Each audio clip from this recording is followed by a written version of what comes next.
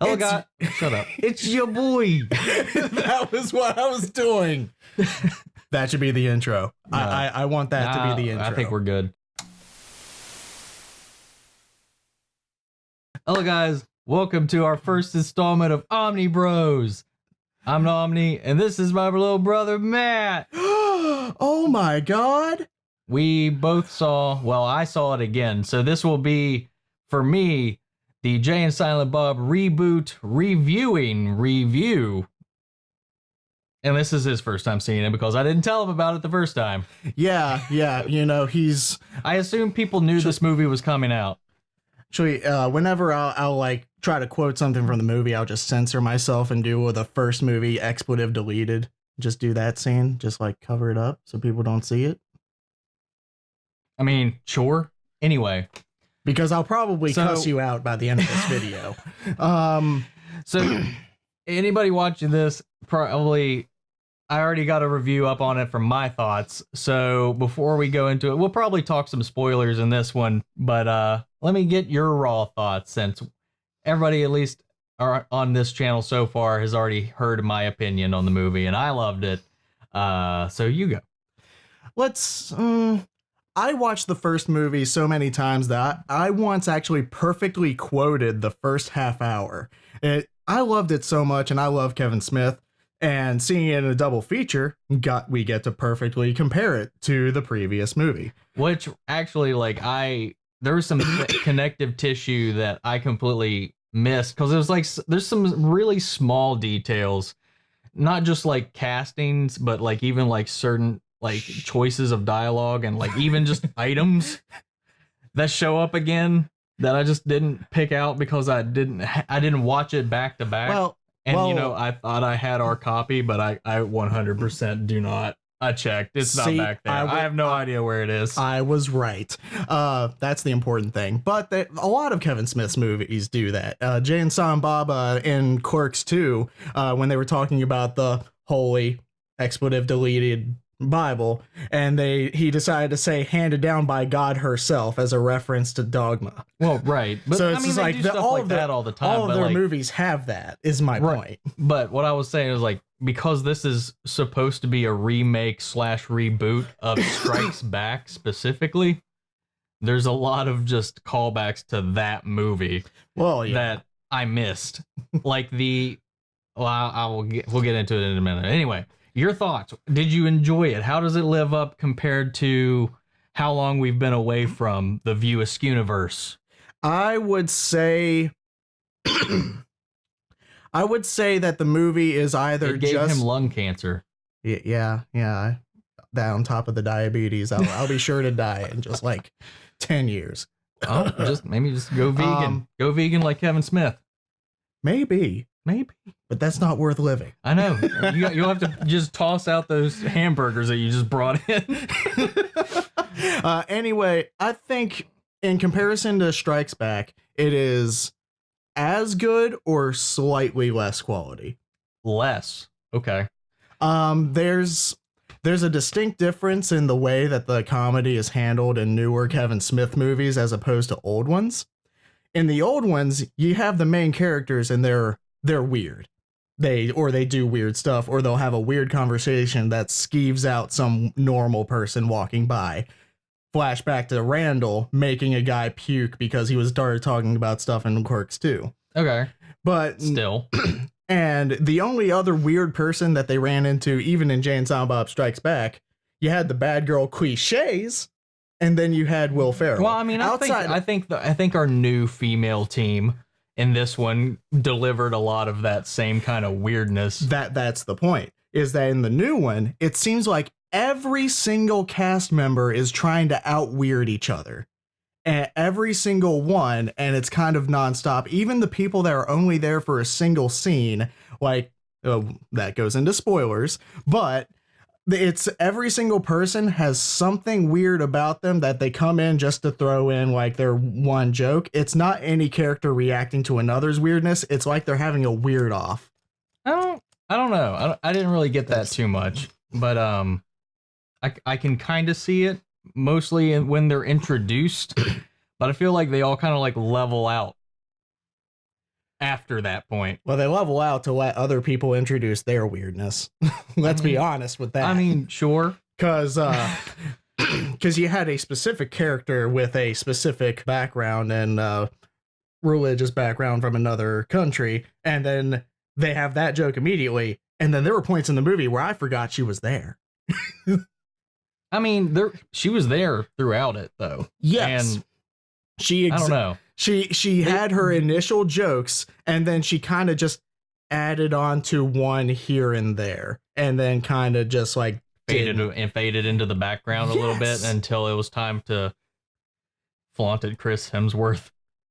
Yes, that was great. I think we can say that was in the trailer. Yeah, that's fine. Okay. That's in the trailer. Okay. Yeah.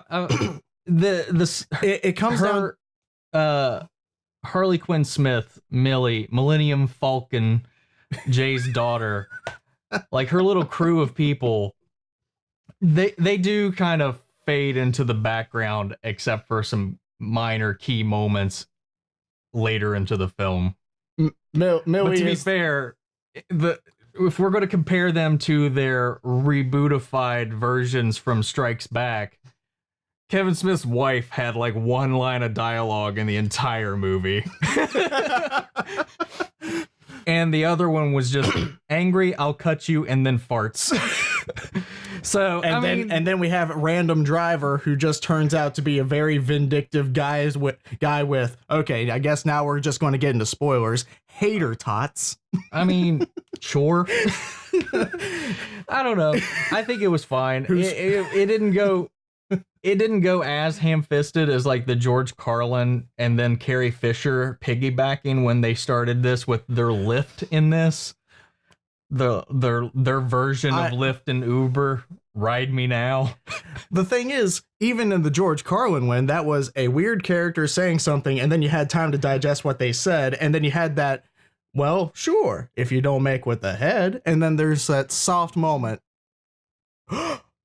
Okay, I think at least for me, like the point of view that I had watching this was that there is a key difference in the way the characters are handled between the two films, but I found it like they were handled more maturely than before, where it was really just about like the dick and fart jokes throughout the entire movie almost. This one, like they at least like it. I felt like there was a lot of the maturity of Kevin Smith that has come throughout the years that kind of weighed in the movie as a whole.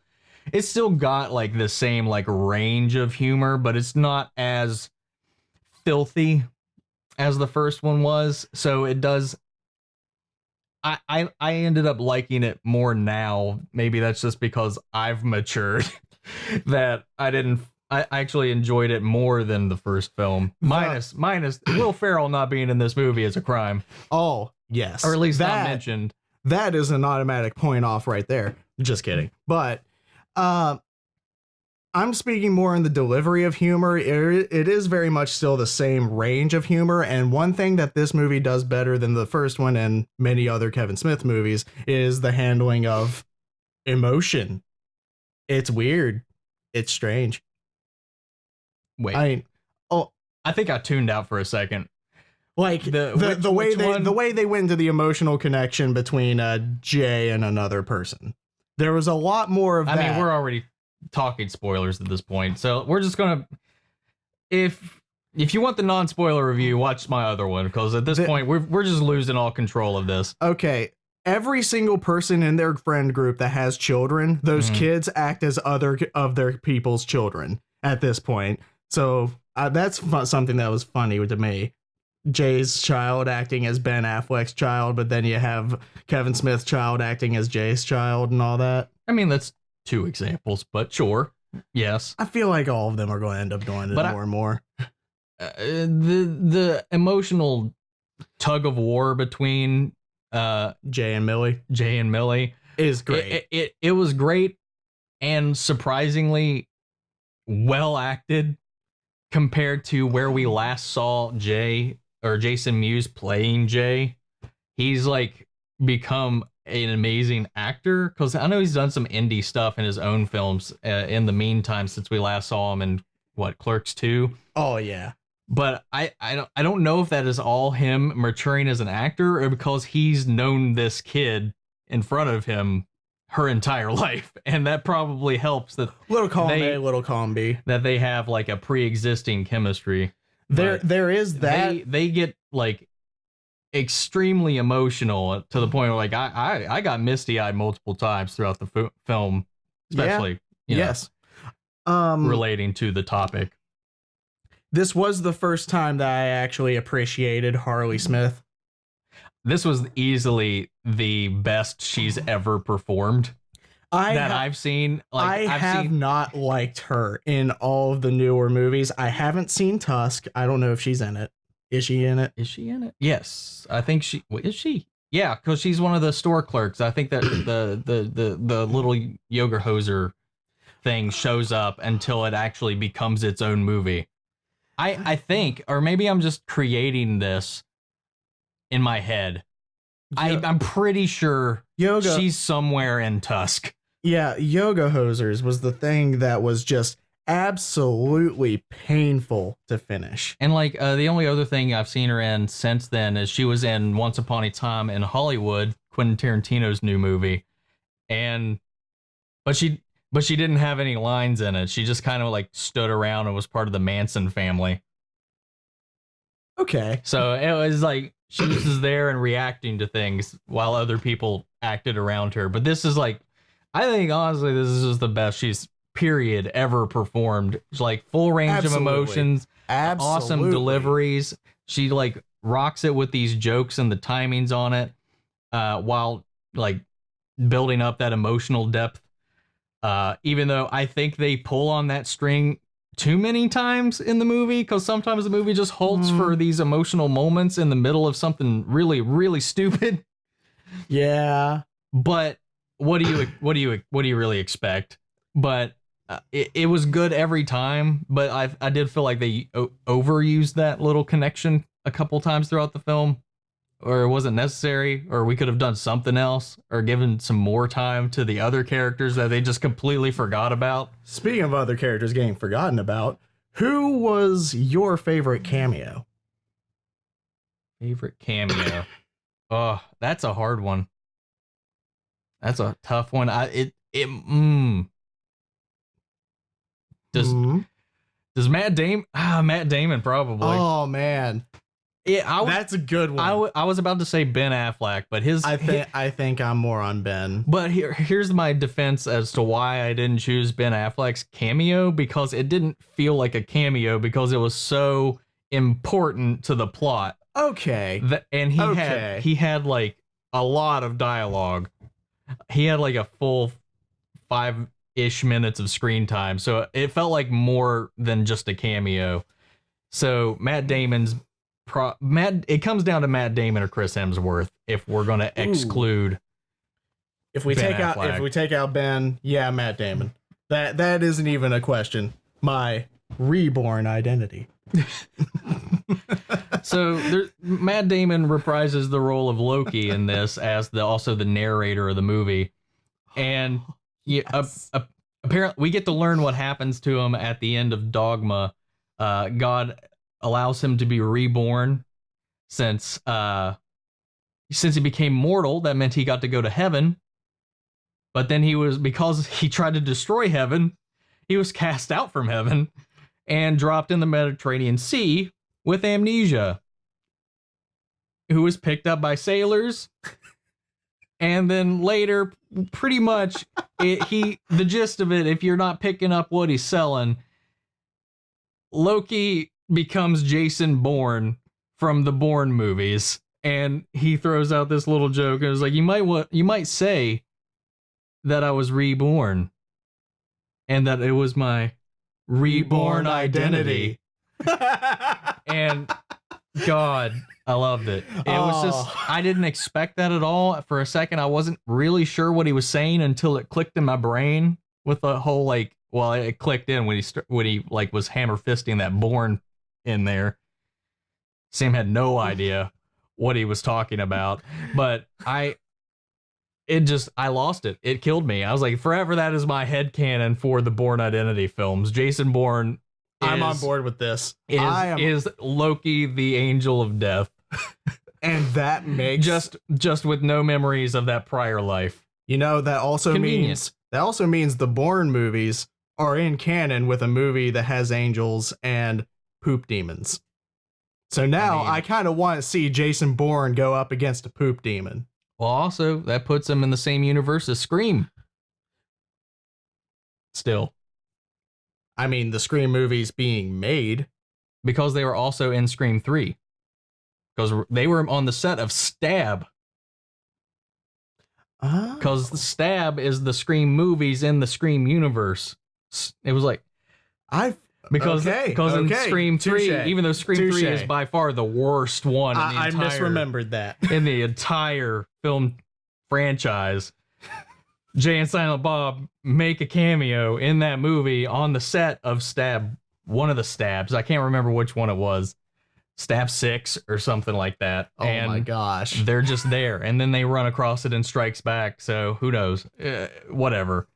But then they mix and match their continuity because they talk about how Chasing Amy, Dogma, and all that stuff were movies in the same universe. But they were written by Ben Affleck's character and just like apparently just different from the way we saw them. Yeah, because then now thanks to this movie, Kevin Smith also exists in his own universe and made his own movies just slightly different. It's they played it off like he only made the View. He only made the films that were not connected to the View-esque universe because they only referenced Jersey Girl, Cop Out, and Tusk. Oh God. Because they don't acknowledge that he made Mallrats or any of that other stuff. Only the films that take place outside of the universe that they were in. Yeah, and in their universe, Chasing Amy is just now getting made. On Netflix. Oh my gosh. Under the name Finger Cuffs. Oh, my lord. I thought it was a blast. There was a lot of fun. Like, of course, we could, like, pick apart, like, random things like that, but I think as a overall, it was, like, very coherent and well-made. It's definitely one of my favorite. It's my second favorite View-esque universe film, I think, at the end of the day. Behind Mallrats. Mallrats is still my favorite one. I think that's still... Between Mallrats and Dogma, I love Dogma, but Mallrats, I think, is, like, the better, more coherent film. And then it's also Stan Lee's in it, so there you go. I can see where you're coming from. I know you. Personally, I've only seen Mallrats twice. If I watched it more, well, we had the DVD for what, like a week before you moved out, like. Well, I guess that's true. Yeah, where was I going to watch it? Netflix wasn't around back then. Whatever. But my favorite has always been a fight between it's either Dogma or Strikes Back. The reason like Clerks 2 doesn't quite get into that, make it a triple threat, is just because I really don't care for the ABC dance number. I love that. That's like one of my favorite bits of that whole movie. It's fun, but it just interrupts it when you watch it on repeat viewings. And it's just like, all right, this is the commercial. Okay, like Clerks 2, I thought the weak bit for me was, well, now we're not even talking about the movie, but Clerks 2, the weak bit was like the midlife crisis-ness of it, the seriousness of it. Yeah. But that aside, that was the first one of these I actually saw in theaters, though. So I don't know, got a weird attachment to that, but I think Mallrats is still just overall my favorite story arc and group set of characters. So I mentioned plus chocolate covered pretzels, which didn't get referenced in this one. I mean, I'm okay with it. They did plenty of other references to cover that up. You know who never gets referenced? TS.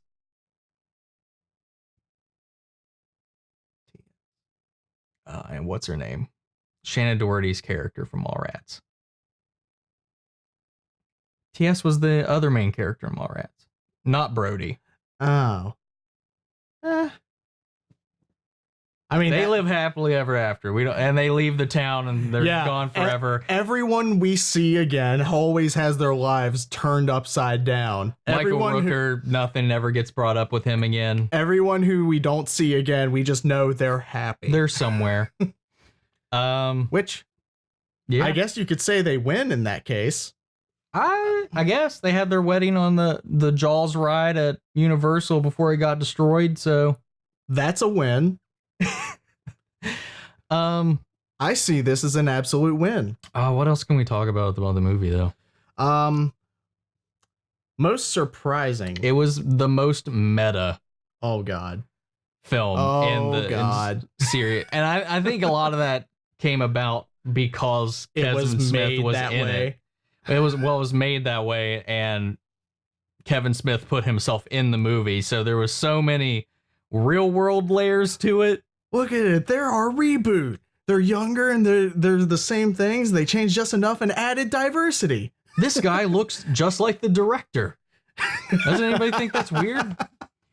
And then he comes in as Metal Man. And because there's so much Kevin Smith shaming in it too, because he knows people. He knows he make not aesthetically, objectively crappy movies. So only like a small, well, I wouldn't say small, but a specific group of people really appreciate them. Yeah, but to be fair, like his entire target audience has always been that group of people. True. People like him. So yeah, I loved it. I absolutely loved it. I still have. So we talked about in the last video a little bit that I had no idea how the release schedule was supposed to work on this. It is pretty much exactly what I speculated, because I guess he's been getting tweeted at a lot about people not knowing this movie was out or that they had a chance to see it, much like you did. And yeah, I wouldn't have known if he didn't message me a day before. Was it a day? You messaged me Tuesday night after I already saw it myself. You monster. I assumed you were working, so I didn't even bother, but funny thing, he was off. Funny thing, the guy who works the exact same schedule every single week. Anyway, he pretty much confirmed exactly what I said.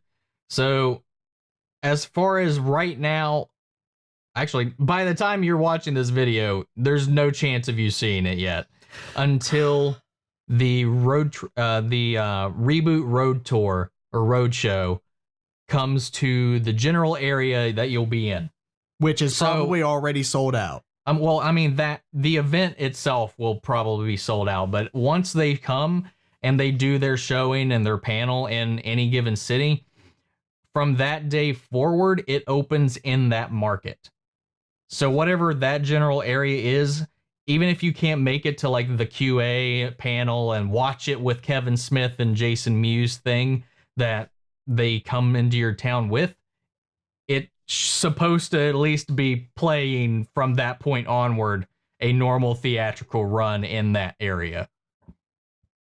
Which is going to be weird because that means that throughout the country, it'll have like it's going to have such a staggered release. Oh. Which I don't know if I've seen anything done like that, which is really interesting and weird. So it's like, how much did you have for your opening weekend? It's going to be like, which one? It's going to be like $500. Well, I don't know if you count like the ticket prices for the Q&A panel in there. That's like some inflation out the bum. Oh, because like I don't. Didn't you say it was like $700 for like a VIP? I think there was only 5 of those tickets from what I remember that you could buy, but I swear they were like $700 or something like that. So the price range on these tickets were like ridiculous to get to the actual like panel where they'll be there answering questions, watching the movie with everybody. And the $700 ones was for the VIP one, which you got to hang out with them before and after the movie. So, I mean, I would consider that worth it if I had the money. I mean, I had the money at the time, but I also had a sense of responsibility to, my real life. I was like this have close. responsibility to Kevin Smith as his fan. I do feel like I missed an opportunity, but yeah, considering I was this close to like forking out the money to get that, because I only all the general passes, all of the next level passes were all sold out, but they only had like 2 or 3 available VIP ones left, so it was doable. But I took the moral high road and didn't do it. I feel bad. You monster. I'm horrible. This absolute piece of poop demon. The Golgothan. Oh gosh. That's what it was, wasn't it? Yeah, that was the Golgothan. Oh gosh. Also, I love how much they like to put the little Buddy Christ everywhere. Everywhere. It is in every single car. It is in every single like windowsill and everywhere else. I would love to get a count of how many times Buddy Christ has appeared in every single movie since Dogma. That would be a project. I mean, I'm not going to do it. I think, I mean, I don't really know what else to talk about. We both loved it to varying degrees, but pretty much both loved it. If you had to rate it, what would you give it? Probably an 8. 8? Okay. I'd say Dogma Strikes Back or 9s for me. I'm so surprised that you think Strikes Back is like that high tier on this list. Because it's meme worthy and it's like so good in like quoting it and just having fun. I mean, sure. For different reasons, obviously. Yeah. That is personal bias. For me, I said before, if you're a Kevin Smith fan or if you're already a fan of this universe, I personally give it like a 9. This is a 9 out of 10 for me. I loved it. It is my second favorite film in this entire like library, and yeah, I'm curious to see where they go from here, because I feel like we've got the perfect ending to everything at this point. Yeah, like I feel like I don't understand. I know he said he wanted to do a Mallrats 2. I don't understand how. And he wanted there after this, he confirmed that he's working on and has a start date for the filming of a Clerks 3, which I feel like Clerks 2 just ended and put a nice little bow and ribbon I don't want it on that story. And then I feel like this really does that same thing for Jay and Silent Bob, because they were characters that you kind of never expected there to be an ending for. No, but like, because they were just, I mean, technically, unless you want to just do a Silent Bob story, because the arc is really all Jay's in this. I mean, but that's kind of their entire duo the entire way through. You can't really have, unless you were to do a silent movie. He talks sometimes. He talked to the clan. No, like Chris Jericho, man. That was great. I had no idea where that scene was going, but who's Mitch? I didn't get that reference either, so it was just random name. I'm sure. Was it? I don't know. It's probably some very, very niche reference for some people. I didn't get it. Yeah. Well, anyway, that's about all we have to say for this. So thank you guys for tuning in. That's been our thoughts. I still have no idea when any of you all will actually have your chance to see it if you didn't get to go to either of these events. Basically, I guess just go to their roadshow.com, look at the tour address, like the dates and times that they're coming in throughout the country. And I assume, based on what Kevin Smith has said, whenever they visit the closest town to you, that's when your theater will start playing it. That's the best answer I have. But take a page from Jay and Silent Bob, go in there even without a ticket, and just crash the whole thing. Just, yeah. Who needs a ticket? Who buys tickets for anything anymore? I mean, they got into ChronicCon without any tickets. They didn't even need to pay for anything. They bypassed that entire plot point. How did they get in? they brought that up at one point, and then they just walk in. The passes only come up when they get to the VIP area. Pothole. Anyway, thank you guys for watching. I'll catch you guys in the next video. This has been our first episode, whatever, something of Omni Bros. So maybe we'll do this some other time if we actually see the same movies. If we actually both have time with your 2 days off on Thursday, Random Friday. days. Yeah. Yeah. And then I'm just like 3 days off every other day of the week. Awkward days of the week. Anyway, thanks guys for tuning in. We'll catch you guys next time. Let's go get some hater tots. Snoochie poochies.